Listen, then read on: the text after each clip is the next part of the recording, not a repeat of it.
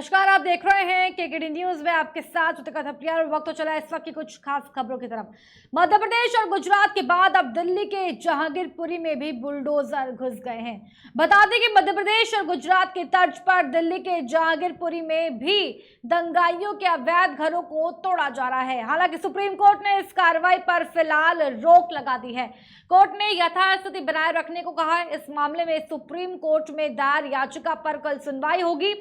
आपको दिल्ली के जहांगीरपुरी में जो बुलडोजर जो है, वहां पर बुलडोजर जो है अवैध निर्माण को कहीं ना कहीं तोड़ रही है। अगर देश के अलग अलग हिस्सों से बात की जाए, अलग अलग हिस्सों से हिंसात्मक घटनाएं सामने आ रही है। बुलडोजर का लगातार इस्तेमाल किया जा रहा है। उत्तर प्रदेश में बाबा बुलडोजर बाबा का बुलडोजर चल रहा है। तो मध्य प्रदेश की अगर बात की जाए तो मध्य प्रदेश में मामा का बुलडोजर चल रहा है। वहीं अगर जहांगीरपुरी की घटना की बात की जाए, वहां पर भी बुलडोजर का इस्तेमाल किया गया, लेकिन सुप्रीम कोर्ट ने वहां पर जो है रोक लगा दी। अनिल जी, किस तरीके से देख रहे हैं?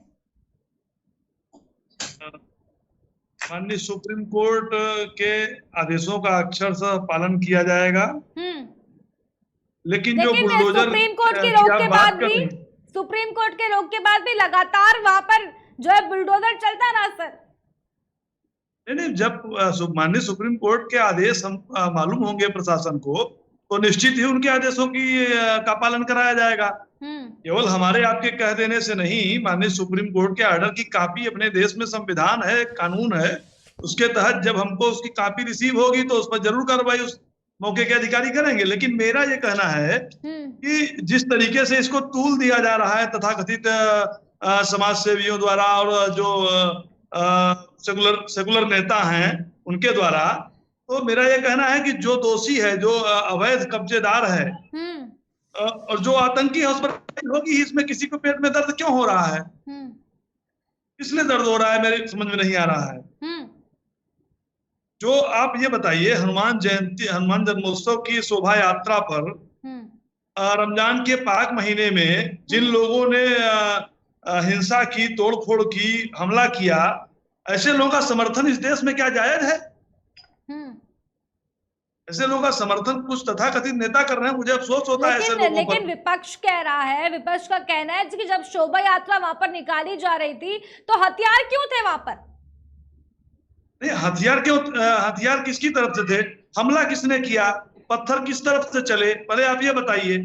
नहीं, तलवारें वहां पर जो हिंदू समाज के लोग थे, सुनिए गृह मंत्रालय की रिपोर्ट है, हिंदू समाज के जो लोग थे उनके हाथों में तलवार थी। उनका कहना है कि उनके हाथों में हथियार भी वहां पर रखे गए थे। तो ये तो सही नहीं है ना सर। अब वो भी उस एरिया में जब रैली निकल रही है, शोभा यात्रा निकल रही है, जो संवेदनशील इलाका है। हर धर्म की मान्यताएं हैं। विजयादशमी के दिन हमारे यहाँ, दशहरा के दिन शस्त्र पूजन होता है, शोभा यात्राओं में होता है। लेकिन कहीं कोई हिंसा अगर हनुमान जन्मोत्सव की तरफ से किसी के द्वारा की गई हो तो आप बताइए।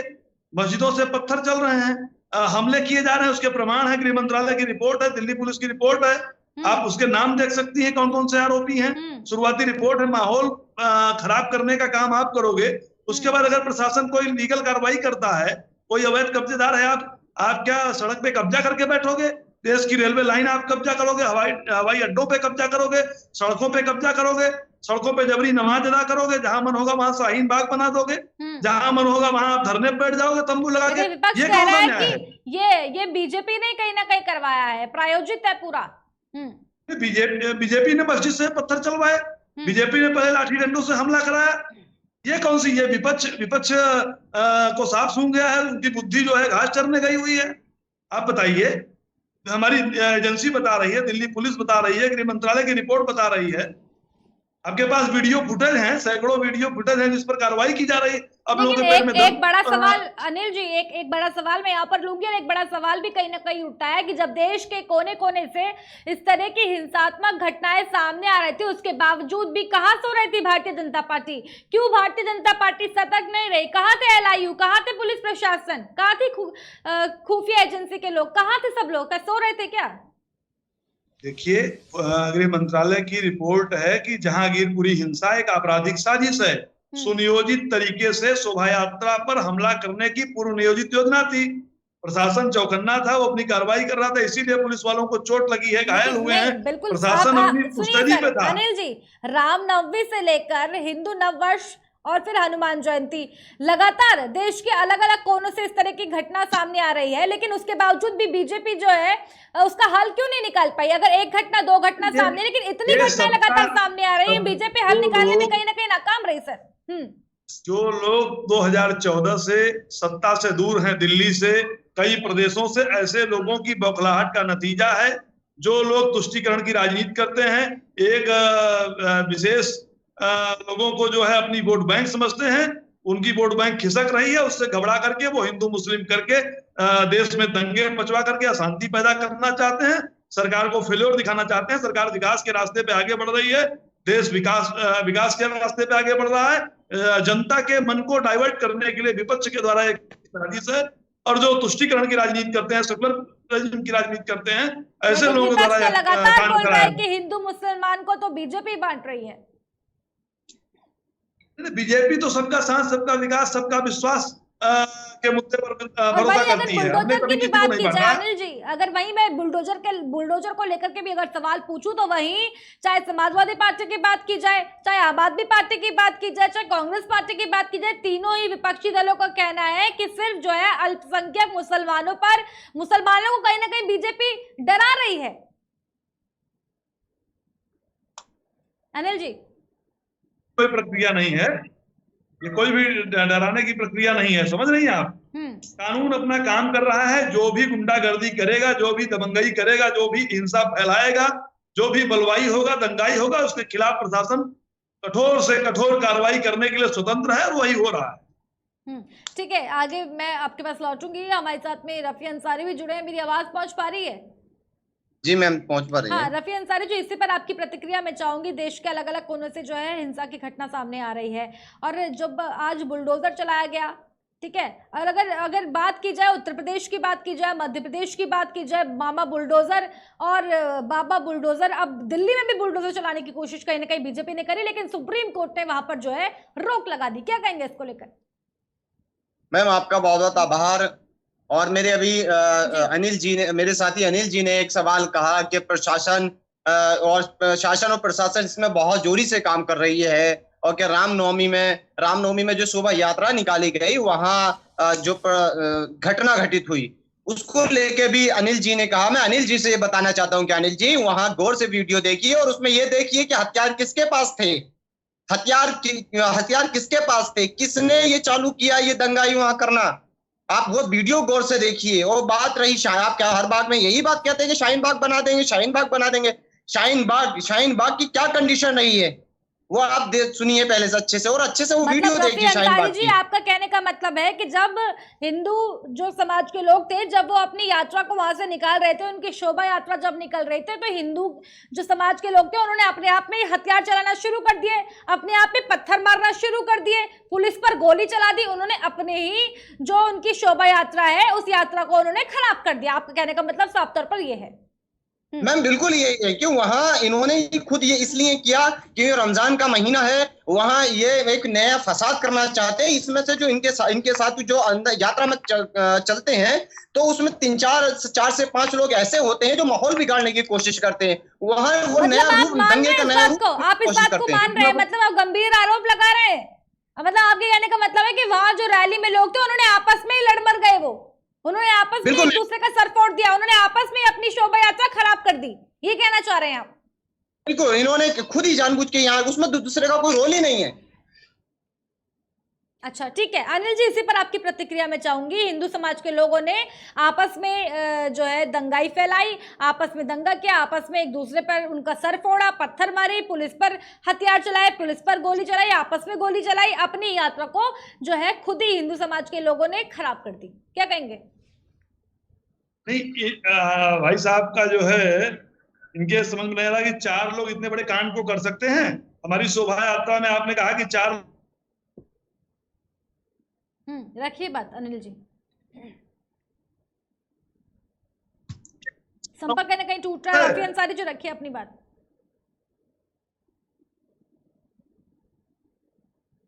रफी अंसारी जी। जी मैम, रखिए अपनी बात को पूरी करें। हाँ, तो ये नया हमारा इस मुल्क को कहाँ ले जाने की कोशिश कर रहे हैं। इनसे ये पूछिए कि इनकी शासन प्रशासन क्या कर रहा है। आप जो छोटी छोटी बात पे आपको बुलडोजर आ जाता है। आप बात रही मध्य प्रदेश की, तो मध्य प्रदेश सरकार को यही नहीं पता कि मुलजिम जेल में है। लेकिन और बड़ा जेल सवाल में तो ये है ना रफी अंसारी जी, अपने ही देश में पत्थर का सामना क्यों करना पड़े? अपने ही देश में शोभा यात्रा निकालने पर अगर संवेदनशील इलाकों से हम निकल रहे हैं तो क्या वहां पर पत्थरबाजी हो जाएगी? मैम, इन्होंने इसकी एक वजह रही है। मैं उसी दिन से लगातार डिबेट जब भी बैठता हूँ मैं ये कहता हूँ कि इस मुल्क में नफरत मत फैलाइए। हम एक आपस में रहना पसंद करते हैं। हम उस मुल्क के वासी हैं जहाँ अशफाक उल्लाह खान ने फांसी दी है, तो सरदार भगत सिंह ने फांसी दी है। जब हिंदू समाज की शोभा यात्रा निकल रही है सर, फिर हिंदू समाज के लोगों को पत्थरों का सामना क्यों करना पड़ रहा है? ये लगातार सवाल पूछ रहे हैं हम जी। जब हिंदू समाज के लोग शोभा यात्रा निकाल रहे हैं, अपने ही देश में पत्थरों का सामना क्यों करना पड़ रहा है? ये एक यहाँ इस मुल्क को एक अलग हिसाब से ले रहे हैं। इस मुल्क को बांटने की कोशिश कर रहे हैं। ये हिंदू मुस्लिम करने की कोशिश कर रहे हैं। कौन है वो लोग? इन्होंने जो पत्थरबाजी किया वो इसीलिए किया कि इसमें तो चंद लोगों द्वारा पत्थरबाजी की गई। उसके बाद लौट फिर के जो अभी कहा अनिल जी ने, क्या वहां शोभा यात्रा निकल रही तो मुस्लिमों ने वहां पथराव किया, ये किया। तो मुस्लिमों का वहां क्या रोल, उससे क्या मतलब है? मुस्लिम क्यों करेंगे? हम ये पूछना चाहते हैं आपसे, उस अमन शांति के देश में रहते हैं जहां अनिल जी बीजेपी से रखिए अपनी बात। जी, हम ये पूछना चाहते हैं भाई साहब से कि ये बार बार ये पथराव केवल मुस्लिम इलाकों में ही क्यों होता है? आप सारी रिपोर्ट उठा के देखिए, क्यों मस्जिदों से ही पत्थर फेंके जाते हैं? ऐसी घटनाएं बार बार क्यों किसी हिंदू बाहुल इलाके में शोभा यात्रा पे हमला नहीं होता है? क्यों मुस्लिम इलाके में ही शोभा यात्रा पे हमला होता है? आप देश में जितने भी हमले हुए हैं पूरी रिपोर्ट उठा के देखिए, जितने हमले हुए हैं केवल मुस्लिम बाहुल इलाके में। आप अगर आपको न कहा जाए तो किसको कहा जाए बताइए?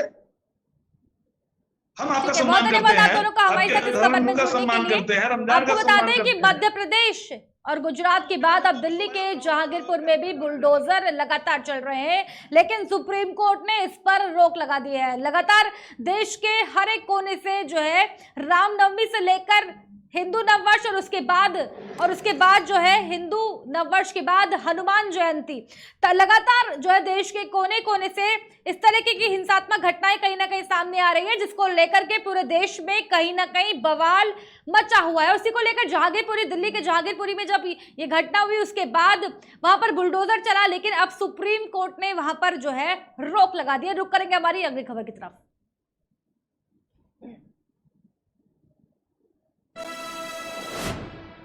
उत्तर प्रदेश के सीएम योगी आदित्यनाथ की तरह स्वराज मामा भी बुलडोजर की राह पर चलने लगे हैं। तस्करों और भूमाफियाओं के अवैध निर्माण पर अब शिवराज सिंह मामा का भी बुलडोजर दौड़ने लगा है।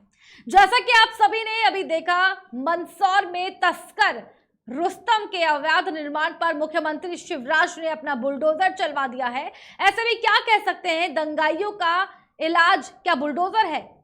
इसी को लेकर के हमारे साथ इस खबर में हमारे साथ यहाँ पर तमाम लोग जुड़ रहे हैं। राघव दत्त इस वक्त हमारे साथ में यहाँ पर जुड़ रहे हैं और बीजेपी से के अवस्थी यहाँ पर जुड़ रहे हैं। के अवस्थी जी, आवाज पहुंच पा रही है क्या मेरी? ठीक है अवस्थी जी, आवाज पहुंच रही है क्या? म्यूट है आपका माइक, अनम्यूट करें प्लीज। जी के अवस्थी जी, बीजेपी में क्या होड़ लगी है क्या? कोई बाबा बुलडोजर बनने की कोशिश कर रहा है, कोई मामा बुलडोजर बनने की कोशिश कर रहा है, ये क्या चल रहा है बीजेपी में? जी एक बार फिर से क्वेश्चन पूछ लीजिए, आवाज कुछ क्लियर नहीं हुई है। अवस्थी जी, मैं कह रही हूँ कि भाजपा में उत्तर प्रदेश की बात करें, बाबा बुलडोजर चल रहा है। मध्य प्रदेश की बात करें, मामा बुलडोजर चल रहा है। बीजेपी में होड़ लग गई है क्या ये बाबा बुलडोजर और मामा बुलडोजर बनने की, कि कौन बुलडोजर बनेगा? जहांगीरपुरी की घटना की बात करें, वहां पर भी जो है बीजेपी ने बुलडोजर चला दिया, हालांकि वहां पर सुप्रीम कोर्ट ने जो है रोक दिया है। देखिए, बुलडोजर हो या किसी प्रकार की कोई कार्रवाई होती है तो कोई ना कोई कारण होता है, और बुलडोजर किसी शरीफ आदमी के घर पे नहीं चल रहा है। अच्छा। न किसी गरीब व्यक्ति के घर पे चल रहा है। पुरानी सरकारों ने जो गलत तरीके से अवैध निर्माण करवाया था गलत तरीके से उनके कार्यकाल में अपराधियों का जो एक वर्चस्व बना था, और कोई व्यक्ति अगर अपराध करने के बाद भाग रहा है, निकल जा रहा है, प्रदेश छोड़ के भाग रहा है, तो वो तो एक लाजमी रूप है कि उसको बुलाने के लिए, क्योंकि परिवार के लोग सहयोग जब नहीं करेंगे तो कहीं ना कहीं, और बुलडोजर कोई ऐसे नहीं चलाया जा रहा, बुलडोजर चलाने में भी कोई कानूनी प्रक्रिया होगी। अगर अवैध निर्माण है तो उसको गिराने का अपना एक नहीं तो प्रोसेस बीजेपी होगा। कानून व्यवस्था को अपने हाथ में क्यों ले रहे हैं? लॉ एंड ऑर्डर की अगर बात की जाए, बिना लॉ एंड ऑर्डर के वो कार्य नहीं कर सकती है। बिना परमिशन के सरकार के द्वारा, या जहां भी केसेस चल रहे होंगे या जो अवैध निर्माण हुआ है उसके खिलाफ जरूर कुछ न कुछ धाराएं होंगी, इसीलिए वो अवैध निर्माण तोड़ा जा रहा है। और अवैध, जब उसमें नाम ही अवैध है तो निर्माण किस बात का? भाई, आप किसी प्रॉपर्टी को कब्जा करे ले रहे हो, आप किसी गरीब आदमी की संपत्ति को कब्जा करे ले रहे हो, तो अवैध निर्माण हुआ ना, तो उसको गिराना कोई बड़ी बात थोड़ी है। हर सरकार करती है और करना भी चाहिए। चलिए ठीक है, हमारे साथ में समाजवादी पार्टी से राघव दत्त जुड़े हुए हैं। इसी पर आपकी प्रतिक्रिया मैं लेना चाहूंगी। राघव जी, बहुत बहुत धन्यवाद आपका, जो आपने मुझे इस विषय पे बोलने का मौका दिया जी। और मैं आपको बुलडोजर की स्थिति उत्तर प्रदेश में जहां से शुरुआत हुई वहां पर लेके चलता हूँ। शायद अभी हम लोगों के संज्ञान से ये चीज बाहर हो गई होगी, लेकिन मैं बताना चाहता हूं कि बुलडोजर की स्थिति तब शुरू हुई थी जब विकास दुबे नाम के व्यक्ति को एक एक्सीडेंट में मार दिया गया था, या वो मर गया था। वो तो जनता भली भांति जानती है और मीडिया भी जानती है, ठीक है। तो जब वो मर गया या मार दिया गया था, तब उसकी संपत्ति पर बुलडोजर चला था। ये पहला कार्य था जब उत्तर प्रदेश में पहली बार किसी की संपत्ति पर बुलडोजर चला था। वो वैध थी, अवैध थी, ये सब बातें भारतीय जनता पार्टी के प्रवक्ता महोदय से मैं पूछना चाहता हूं कि उससे पहले क्यों नहीं जांच हुई? क्या उत्तर प्रदेश में काला कानून व्याप्त है जो किसी की भी संपत्तियों पर कोई भी कब्जा करके रह रहा है? क्या वो बातें तभी निकलती हैं जब कोई दंगा या कोई वो क्रिमिनल एक्टिविटीज में पकड़ा जाता है? कहीं ना कहीं सरकारी तंत्र कमजोर माना जाए। फिर दूसरी बात मैं कहना चाहता हूं, कोई भी अपराधी जब पकड़ा जाता है या पकड़ में नहीं आता है, तो या तो उसे लोकतंत्र की हत्या करके मार दिया जाता है, या उसकी संपत्तियों पर बिना कोर्ट के किसी भी डिसीजन के एक अपना उत्तर प्रदेश सरकार डिसीजन व्याप्त कर देती है। ठीक है, तो समाजवादी पार्टी को जो अपराधी हैं, जो दंगाई फसाद कर रहे हैं, उनको सिंपैथी जता रही है क्या? मतलब दिक्कत हो रही है समाजवादी पार्टी को? सुनिए, मेरी बात को सुनिए। मैं पूछना चाहता हूं, क्या विकास दुबे दंगाई था? अगर वो दंगाई था तो कोर्ट पर, माननीय न्यायालय पर भारतीय जनता पार्टी ने और प्रशासन ने आस्था व्यक्त क्यों नहीं करी? और अगर उन्होंने उस पर भी आस्था नहीं थी तो कोर्ट का क्या डिसीजन था कि विकास दुबे जिस संपत्ति में रह रहा था वो संपत्ति गिरा दी जाए? मैं पूछना चाहता हूँ उत्तर प्रदेश में ब्राह्मणों के साथ ये छल क्यों हो रहा है? विकास दुबे वाले मैटर में खुशी दुबे 8 दिन तक बंद है। उस लड़की की क्या गलती थी जो 7 दिन पहले ब्याह के आई थी? तो ये बुलडोजर किसी भी चीज का समाधान नहीं है। नहीं, ये बुलडोजर, समाजवादी पार्टी को डर लग रहा है क्या बाबा के बुलडोजर से? अगर आप किसी भी क्रिया को आधिकारिक रूप से करते हैं तो समाजवादी पार्टी भी आपके साथ है। चलिए, लेकिन जब आप उस क्रिया को जवाब लेंगे राघव दत्त जी, फिर लौटूंगी। हाँ, रखिए अपना जवाब। ऐसा है मैडम, ये समाजवादी के लोग ये अपराधियों को संरक्षण तो यही लोग देते हैं। अब विकास दुबे जिससे बड़े मेहरबान है, विकास दुबे जैसे अपराधी, जो कि इतना बड़ा अपराधी जिसने 10-10 हमारे पुलिस के जवानों को निर्मम हत्या कर दी, उसके लिए इनको बड़ा दर्द है। लेकिन उनके लिए दर्द नहीं हुआ जो उसमें ब्राह्मण की बात भी कर रहे थे एक बार डिबेट में, शायद ये कि ब्राह्मण थे। ये इनको पता होना चाहिए, जिसमें जवान मारे गए तो उसमें भी कई सारे ब्राह्मण थे। और ब्राह्मण के नाम पर राजनीति करने का काम ये समाजवादी पार्टी और लोग करें। यहाँ पर कानून व्यवस्था की बात होती है। कोई भी अपराधी हो, कुछ हो, किसी भी जाति धर्म का हो, उसके खिलाफ वही कार्रवाई होती है जो एक अपराधी के साथ की जानी चाहिए। और दूसरी बात, जैसे अभी कह रहे थे कि निर्माण वगैरह गिराए जा रहे हैं, तो ये पूछिए, इन्हीं की सरकार में जितना काम हुआ है, जो अवैध निर्माण हुए हैं, इन्हीं की सरकार के द्वारा हुए हैं, और वो आज गिराए जा रहे हैं, तो इनको दर्द नहीं होगा? दर्द तो होना लाजमी है। ठीक है, तो अब परेशान बस एक होने की सवाल जरूरत मैं नहीं है, अभी आपको तो शुरुआत हुई है, अभी अभी मैं एक और सवाल रहेगा और अभी परेशान एक होने की। सवाल मैं आ रही हूँ, राघव दत्त जी आ रही हूँ। इससे पहले अभी कुछ दिनों पहले की बात है, समाजवादी पार्टी के एक नेता, बरेली के एक जो नेता है, उनके पेट्रोल पंप पर जो है बुलडोजर चला दिया जाता है। अब सवाल ये आता है कि अगर वो अवैध निर्माण था तो इससे पहले भी 5 साल पहले भी आपकी सरकार थी, लेकिन तब वहां पर बुलडोजर क्यों नहीं चलाएगा? देखिए, हर चीज का समय होता है और समय कोई कार्रवाई, कोई कानूनी कार्रवाई के तहत ही गिरी है वो उनका पेट्रोल पंप या जो भी उनका निर्माण था, वो कानूनी कार्रवाई। अगर इनको लगता है कि वो अवैध निर्माण नहीं, तो जाएं, चैलेंज करें भाई, सरकार के खिलाफ चैलेंज करें, सरकार को के खिलाफ कोर्ट में जाएं, क्यों नहीं जाते हैं? तो चूंकि इनके पास कहने को कुछ भी नहीं है, निर्माण अगर अवैध होगा तो तोड़ा जाएगा, अपराधी होगा तो उसका एनकाउंटर लेकिन भी होगा। समाजवादी पार्टी की बात करें, कांग्रेस पार्टी की बात करें, तो समाजवादी पार्टी और कांग्रेस पार्टी कह रहे हैं कि सिर्फ एक ही समुदाय को कहीं ना कहीं टारगेट कर रहे हैं। आप एक ही समुदाय के लोगों को टारगेट कर रहे हैं, मुसलमानों को टारगेट कर रहे हैं। बीजेपी मुसलमानों को कहीं ना कहीं परेशान कर रही है, इस पर भी आपकी प्रतिक्रिया?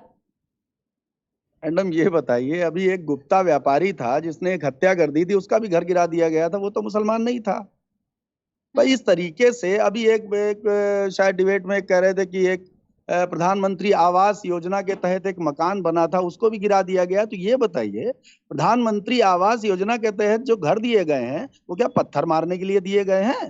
वो आपको घर रहने के लिए दिया गया है, आपको सरकार ने सुविधा दी है, आप आराम से रहिए, शौचालय का इस्तेमाल करिए, जो भी योजनाएं हैं उनका लाभ लीजिए। और आपने घर लिया और प्रधानमंत्री जी ने आपका सहयोग किया, और आप जो है रामनवमी के दिन आप पत्थर मारना शुरू कर देंगे, निश्चित रूप से गिरा दिया जाएगा। इसमें कोई लाग लपेट वाली बात नहीं है, यहाँ कानून का राज है, कानून का राज निश्चित रूप से चलता रहेगा मैडम। ठीक है, राघव दत्त रखिए अपनी बात। मैं भारतीय जनता पार्टी के प्रवक्ता महोदय से पूछना चाहता हूं, जिस तरीके से उन्होंने कहा कि विकास दुबे एक अपराधी था और वो बहुत अपराध किए थे, उसने 10 पुलिस वालों को मारा था, मैंने भी जैसा सुना, मैंने भी जैसा समझा, मुझे भी ऐसा महसूस हुआ वो अपराधी है, ठीक है, मैं कहता हूं। लेकिन कोर्ट का क्या काम है, माननीय न्यायालय का क्या काम है? क्या ये समझा जाए कि उत्तर प्रदेश की सरकार जो है वो माननीय न्यायालय से ऊपर हो गई है, वो किसी जज से ऊपर हो गई है? और अगर ऐसी हिटलर शाही की सरकार है तो आप न्यायालयों में ताला लगा दीजिए, जेल के कैदियों को सारे को निकाल के एक शूट कर दीजिए और खत्म करिए खेल। फिर ये न्यायालय क्यों है? क्या मैं पूछना चाहता हूं कि आज दिन तक कोई भी एक अपराधी माननीय मुख्यमंत्री जी की जात का नहीं पकड़ा गया उत्तर प्रदेश में? सब खत्म हो चुके हैं। क्या किसी की भी अवैध संपत्ति उनके जात के अपराधी की नहीं है? ये सब भली बात आपको पता है, वो क्रिकेट खेल रहे हैं, वो सब कुछ कर रहे हैं, वो मौज ले रहे हैं, लेकिन एक आम आदमी, एक आम जनता, होता क्या, अगर विकास दुबे पकड़ा जाता तो बहुत से सफेद पोस्ट नेता, भारतीय जनता पार्टी के बहुत से सफेद पोस्ट नेता पकड़े जाते। यही डर के कारण भारतीय जनता पार्टी की राजनीति ने, भारतीय जनता पार्टी के प्रशासन ने विकास दुबे को मरवा दिया। और अगर यह सत्य नहीं था, न्यायालय में क्यों नहीं पेशी उसकी करवाई गई? बाकी तो जनता सब कुछ जानती है, मीडिया भी जानती है, मीडिया ने भी कहा, कहीं अभी एक अपराधी इधर से उधर ट्रांसफर हो रहे थे तो उनके लिए कहा जा रहा था कहीं ऐसा ना हो कि इनकी भी गाड़ी पलट जाए और एक्सीडेंट हो जाए। तो ये इस समय उत्तर प्रदेश समेत पूरे भारत में एक लोकतंत्र की हत्या की जा रही है। सरकारें न्यायालय से ऊपर हैं, सरकारों के जो समझ में आ रहा है वो कर रही है, जनता को मार्मिकता पे छू रही है, मंदिर और मस्जिद के नाम पर जनता को लूट रही है। अगली खबर की तरफ रुक करेंगे। अवस्थी जी जवाब, के अवस्थी जी? इनका बहुत बड़ा दर्द विकास दुबे जी में छुपा हुआ है। मुझे लग रहा है कि पर्सनल ताल्लुकात भी होंगे। मुझे लग रहा है विकास दुबे के प्रति बड़ी सद्भावना है आपकी। अरे बीच में मत बोलिए, बीच में मत बोलिए, नागरिक है महोदय, बीच में मत बोलिए, अरे बीच में मत बोलिए, आपकी बारी है तो बोल दीजिएगा। दर्द की बात कर रहे हैं, अरे शांत रहिए, थोड़ा सा बर्दाश्त करने की हिम्मत रखिए। हम आपसे जो बात कह रहे हैं ना, दर्द मेरा व्यक्तिगत नहीं है, ये जनता का दर्द है जिसे मैं आपके सामने लेके आ रहा हूँ। राघव दत्त जी अपनी टर्न पर बोलिएगा प्लीज, चुप रहिए, 1 मिनट रखिए अपनी बात। क्या अवस्थी जी? मैं कह रहा हूँ, विकास दुबे जैसे अपराधी को अगर जिसने 10-10 पुलिस कर्मी, अपराधी है, शांत रहिए भैया, आप अपराधी कहते हैं बार बार, तो आपका कौन था फिर? आपके हिसाब से क्या था वो? मैं खुद इस बात को कह रहा हूँ ना कि जैसा हुआ वो अपराधी था, लेकिन भारतीय जनता पार्टी ने सारे ब्राह्मणों को उत्तर प्रदेश के अपराधी नियुक्त कर दिया है। आपकी एक टेंडेंसी ऐसी आ रही है एक्चुअल में ना, ये दर्द के घर में आप किसी तो के साथ करने को जा रहे हैं। आपका कोई सगा संबंधी मारा जाता तो आपको लगता कि नहीं इसके साथ तुरंत कानूनी कार्रवाई होनी चाहिए। वो योगी नहीं। जी ने किया। अरे आप अच्छा, शांत, आपका जब कोई सगा संबंधी मारा जाएगा तब आपको महसूस होगा। सुन लीजिए, सुनने की भी कुब्बत रखिए ना। मैं सुन रहा था आपको कि नहीं सुन रहा ये था। ना, आप जब मेरे सगे संबंधियों को मारने के लिए कह रहे हैं तो मैं भी आपसे पूछ रहा हूँ, आपके सगे संबंधी मरेंगे तब आपको महसूस होगा। अरे किस भाई ये लोकतंत्र की हत्या है। आज हमारे घर का दिया बुझ रहा है तो कल आपके घर का दिया बुझेगा। समाजवादी पार्टी ने कितना लोकतंत्र का ध्यान दिया है। हजरतगंज में पुलिस वालों को गाड़ी में आपने ब्लॉक के चुनाव में महिला प्रत्याशियों की साड़ियां छीन ली, ब्लाउज फाड़ दिए, आप लोकतंत्र की बात करते हैं। ये पुलिस कर्मियों के साथ जो हजरतगंज थाने के सामने पूरे उनको आरटीओ पुलिस को गाड़ी में बांध कर घुमाने वाले समाजवादी के लोग, बड़पुर ब्लॉक में अंसारी जैसी खींच ली गई बीडीसी चुनाव में। तो सुनने की भी दम रखो। समाज ना के मुख्तार ये सुन लीजिए, अब आप बात ही नहीं। चुनाव में फरुखाबाद में भारतीय जनता पार्टी के लोगों ने दंगा किया। प्रतिबंधित हथियार लेके मऊ जैसे इलाके में गाड़ी में 50 पकड़ के बैठे हैं आप। सुन लीजिए, प्रतिबंधित हथियार लोगों नहीं छूटी। जहाँ भारतीय जनता पार्टी ने गुंडई का नंगा नाच नहीं किया हर चुनाव में, चाहे वो जिला पंचायत का चुनाव हो, चाहे वो ब्लॉक प्रमुखी का चुनाव हो, कर रहा है। प्रतिबंधित आपकी सरकार कहाँ जा रही है? आपको कष्ट है। अतीक अहमद जैसा क्रिमिनल जो न्याय संगत हो वो सरकार करे, न्यायालय की शरण में जाए, न्यायालय जो आदेश करे वो करे, लेकिन न्यायालय को माने तो। अगर गलत हुआ तो आप न्यायालय में क्यों नहीं जाते हो? आप जाओ ना। हम तो कह रहे हैं अपनी बात को ना। राघव दत्त जी, समाजवादी पार्टी के कई नेताओं के जो अवैध संपत्ति थी उन पर जो है बुलडोजर चला, इसीलिए क्या प्रॉब्लम हो रही है समाजवादी पार्टी को? नहीं, समाजवादी पार्टी नहीं, बाबा के बुलडोजर से डर लग रहा है क्या समाजवादी पार्टी को? मैडम सुनिए, अगर समाजवादी पार्टी के नेताओं की अवैध संपत्ति थी उस पर बुलडोजर चला तो मैं बहुत खुश होऊंगा तब जब भारतीय जनता पार्टी के नेताओं की भी अवैध संपत्ति पर बुलडोजर चलेगा। भारतीय जनता पार्टी के प्रवक्ता महोदय बताएं उनकी संपत्तियों पर बुलडोजर कब चलेगा? ठीक है, इसी पर आपकी प्रतिक्रिया। बीजेपी के जो नेता हैं, बीजेपी के जो कार्यकर्ता हैं, बीजेपी के जो लोग हैं, उनकी अवैध संपत्तियों पर कब चलेगा बुलडोजर? अवस्थी जी बताएं। जो गलत होगा उसके ऊपर चलेगा बुलडोजर, जो गलत काम करेगा, जिसकी भी अवैध संपत्ति होगी उसके कोई होगा ही नहीं, गलत तो कोई होएगा ही नहीं। भाई आपकी सरकार में स्वामी प्रसाद मौर्य जी जब मंत्री थे वो बहुत अच्छे थे, जैसे ही हमारी सरकार में आए उनके मुकदमे खुल गए। तो गलत जब तक आपकी सरकार में रहेगा तब तक कोई नहीं रहेगा। हमारे पड़ोसी जनपद हरदोई के नरेश अग्रवाल जी कहते थे बिस्की में राम बसे, रम में बसे हनुमान, और में जानकी, विष्णु में हनुमान, सिया पर रामचंद्र की जय। आज वो प्यूरिफाई हो गए, वो भारतीय जनता पार्टी के बहुत बड़े नेता हो गए। अब भगवान राम की सम्मान की चिंता नहीं है भाजपा को। आपका नेता तो ये कहता है बच्चों से गलती हो गई, महिलाओं से छेड़छाड़ होता है, बच्चों से गलती हो गई। किसकी बात कर रहे हो?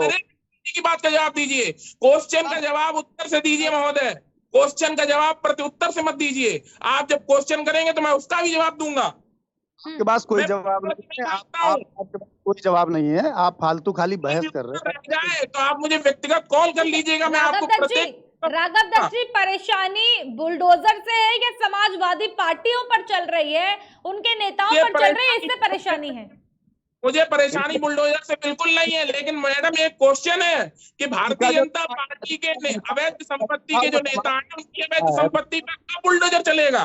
समाजवादी का एम्पायर खत्म हो गया। बीजेपी वाले कह तो रहे हैं कि जब अगर वो गलत पाए जाएंगे तो चलेगा उनकी संपत्ति पर। अब क्या बोलेंगे बताइए? उन्हें तो दिखेगा ही। लेकिन आपने तो मान लिया है ना सर राघव जी, आपने तो मान लिया है कि बीजेपी अपने लोगों पर नहीं चलाएगी बुलडोजर। वही तो मैं पूछ रहा हूँ मैडम।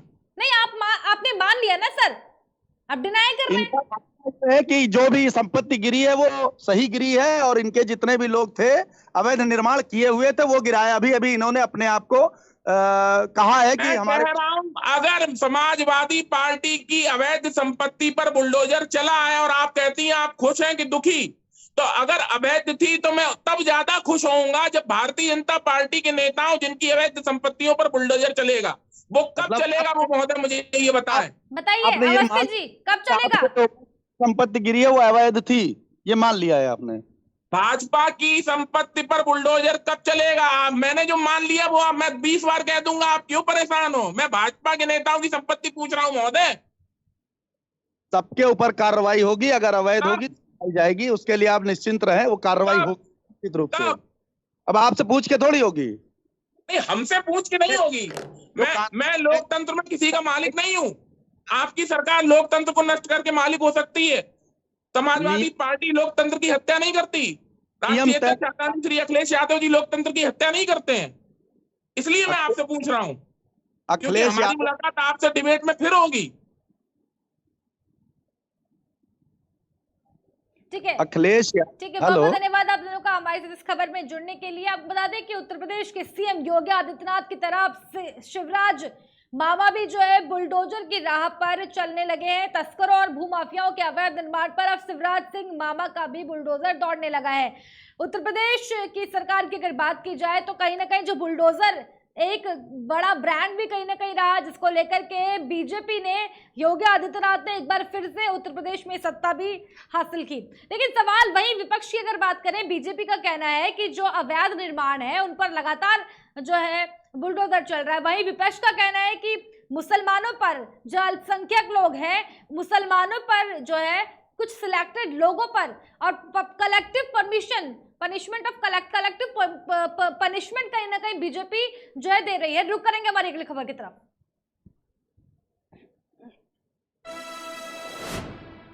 पेट्रोल डीजल के बढ़ते दामों के साथ अब सब्जियों के दामों में भी इजाफा होने लगा है। सब्जियों के दाम आसमान छू रहे हैं। बढ़ती महंगाई ने आम आदमी के घर का बजट जो है बिगाड़ कर रख दिया है। इन्हीं मुद्दों पर हमारे साथ यहाँ पर भोपाल सिंह चौधरी इस वक्त यहाँ पर जुड़ रहे हैं। मेरी आवाज पहुंच पा रही है क्या? माइक अनम्यूट करें भोपाल जी। आपको बता दें कि लगातार जो है 22 मार्च से जो है लगातार पेट्रोल डीजल के दाम लगातार बढ़ रहे हैं। अब नींबू के दाम भी बढ़ने लग गए हैं। जहां पर 2 रुपए का 3 रुपए का एक नींबू कहीं ना कहीं मिलता था, आज जो है 10 रुपए 15 रुपए का एक नींबू हो गया है। अब लोग जो है सब्जियों की दुकानों पर सब्जियां नहीं खरीद रहे हैं। फल जो है इतने ज्यादा कहीं ना कहीं महंगे हो गए हैं। तमाम तरीके के सवाल हैं। बीजेपी की प्रचंड जीत के बाद, ऐतिहासिक जीत के बाद जो है बीजेपी की जीत के बाद, चुनाव के परिणाम के बाद जो है लगातार महंगाई देखने को मिल रही है। भोपाल सिंह चौधरी हमारे साथ में यहाँ पर जुड़ गए। आवाज पहुंच पा रही है क्या? किसान नेता भोपाल सिंह चौधरी इस वक्त पहुंच गए। आवाज पहुंच पा रही है क्या?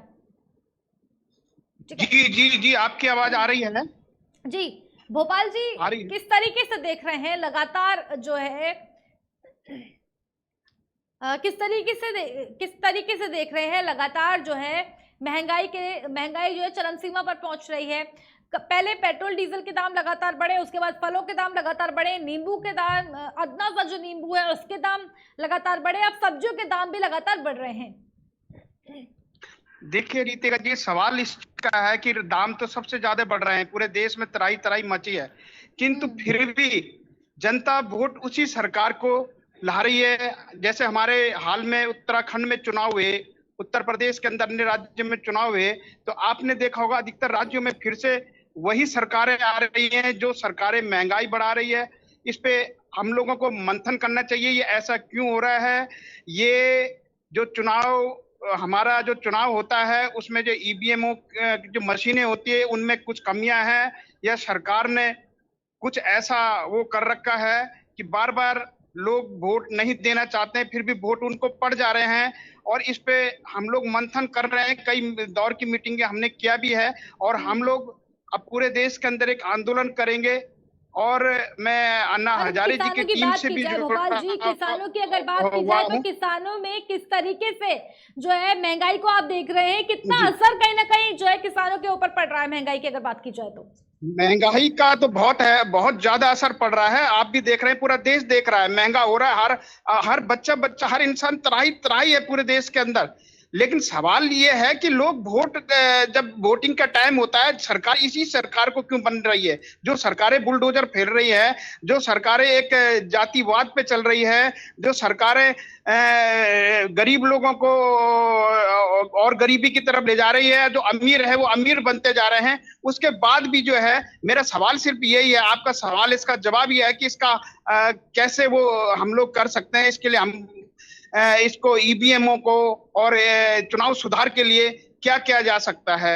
इस पे रितिका जी मैं कहना चाहूंगा कि हम सब लोगों को इकट्ठा होना चाहिए। और महंगाई तो बढ़ ही रही है, और इस महंगाई का क्या हो सकता है? या तो पूरे देश की जनता को सड़कों पे उतरना पड़ेगा, सड़कों पे आंदोलन होगा, पूरे देश की जनता जब एक हो जाएगी, जब तराई तराई होके, उसके बाद इस सरकार को फिर चुनाव कराने पड़ेंगे। लेकिन सवाल ये हो जाता है, चुनाव होते तो वही सरकार फिर क्यों आ जा रही है?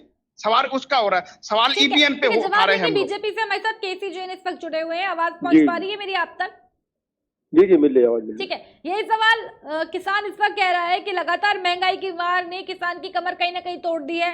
किसान कह रहा है कि लगातार महंगाई है, लेकिन उसके बावजूद भी क्यों आखिर बीजेपी की सरकार? क्या कहेंगे इस पर आपकी प्रतिक्रिया? देखिए, सिर्फ एक पद पे सोचने से काम नहीं चलेगा। रही बात महंगाई की, तो देखिए महंगाई होने के ऐसा नहीं है कि महंगाई बहुत ज्यादा है जिस हिसाब से चर्चाएं हो रही हैं, जिसके बाद मतलब बीजेपी को महंगाई नहीं दिख रही है क्या सर? मेरी बात सुन लीजिए। देखिए, सरकार अगर डेवलपमेंट कर रही है, अगर उत्तर प्रदेश में 33 से ज्यादा नए हॉस्पिटल बने हैं, 3 हॉस्पिटलों का खर्चा कहाँ से आएगा? हाँ, ये जरूर डीजल और पेट्रोल की कुछ कीमतें बढ़ी हैं, लेकिन बाकी चीजों को आप देखिए कि जो किसानों से हम खाद्यान्न खरीद रहे थे, आज सरसों के रेट क्या है? अगर तेल महंगा हो रहा है तो सरसों भी महंगी हो रही है। किसानों की अगर सरसों अगर हम ज्यादा महंगे रेट पे खरीदेंगे तो जाहिर सी बात है सरसों के तेल के दाम भी बढ़ेंगे। अगर हम गन्ना का भुगतान ज्यादा करेंगे, गन्ना हम ज्यादा महंगा खरीदेंगे तो जाहिर सी बात है चीनी के दाम भी बढ़ेंगे। तो किसानों को भुगतान भी उसी हिसाब से सरकार के द्वारा किया जा रहा है। दूसरी बात क्या है कि जो बात अभी हमारे एक साथी कह रहे थे कि उसके बाद में भी सरकार क्यों आ जा रही है। देखिए, भ्रष्टाचार में जो पैसे का गमन होता है वो उस पैसे से उससे कहीं ज्यादा, जो ये थोड़ी सी महंगाई जरूर है, लेकिन किसानों को लेकर के और आम गरीब जनता को लेकर के सरकार सजग है और उनके लिए बहुत सारी योजनाओं के माध्यम से लगातार सरकार उनकी मदद भी कर रही है। आप देखिए, 6,000 रुपए अगर प्रति किसान को हर वर्ष दिया जा रहा है, 10,000 करोड़ रुपए से ज्यादा का खर्च सरकार के ऊपर प्रतिवर्ष अतिरिक्त आ रहा है। तो 10,000 करोड़ रुपया सरकार कहाँ से दे रही है? 36,000 करोड़ रुपए उत्तर प्रदेश में किसानों की कर्ज माफी की गई, ये पैसा कहाँ से सरकार किसानों को दे रही है? साथ ही साथ जो 80 करोड़ लोगों को, अगर भारत देश की आजादी लगभग 135 करोड़ है, उसमें से 80 करोड़ लोगों को खाद्यान्न मुफ्त उपलब्ध करा रहे हैं, तो वो किसान उसमें से कौन है? उसमें किसान है, गरीब लोग है, उनका वही पैसा बच भी रहा है। अगर कहीं से चिकित्सा उनकी मुफ्त है, आवास उनको मुफ्त में दिए जा रहे हैं, 50 लाख। मतलब आपके कहने का मतलब ये है केसी जैन जी, आपको महंगाई नहीं दिख रही है? मतलब नहीं, देखिए, मैं ये कहना चाहूंगा, बात तुलनात्मक रूप से हो रही है कि गरीबों के लिए और किसानों के लिए तमाम सारी मुफ्त की योजनाएं हैं।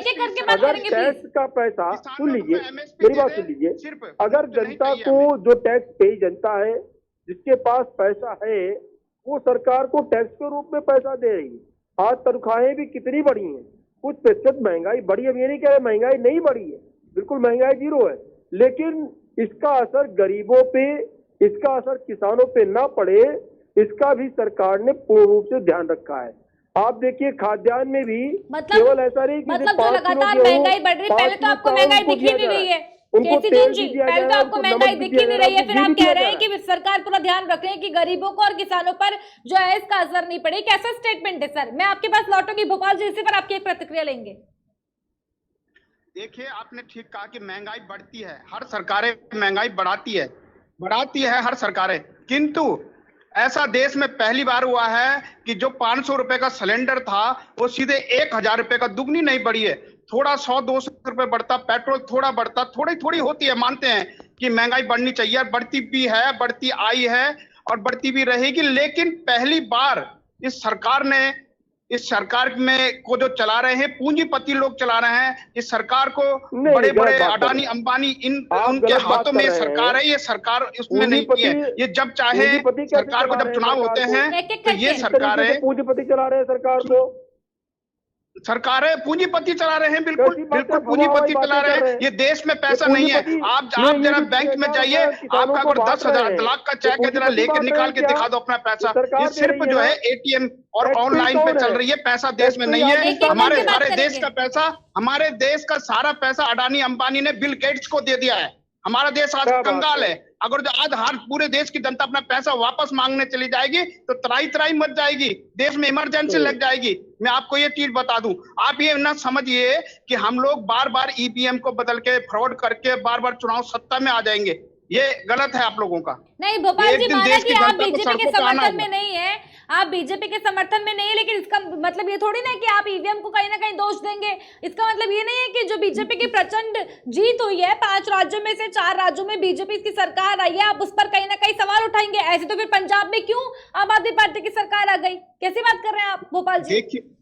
देखिए पंजाब के अंदर असली आम आदमी की सरकार आ गई कि पंजाब में भी, पंजाब के अंदर जो आम आदमी के लोग हैं, जो दिल्ली में जो सरकारें बैठी, इन लोगों ने आपस में, सरकारें आपस में तय कर लेते हैं कि वहां हम ले लेंगे और इन राज्यों में तुम ले लो। इनका अच्छा, पहले से तय तो होता है, आप कौन प्लान सी होता सरकार है। को इसलिए समर्थन करते हैं? पंजाब उन्होंने आम आदमी को दे दिया और उत्तराखंड, उत्तर प्रदेश इन्होंने भाजपा को दे दिया, ठीक है, और उसी हिसाब से उन्होंने उनकी मदद की, इन्होंने यहाँ की। आपने वोट किया वो नहीं जीती, कहने का मतलब ये है।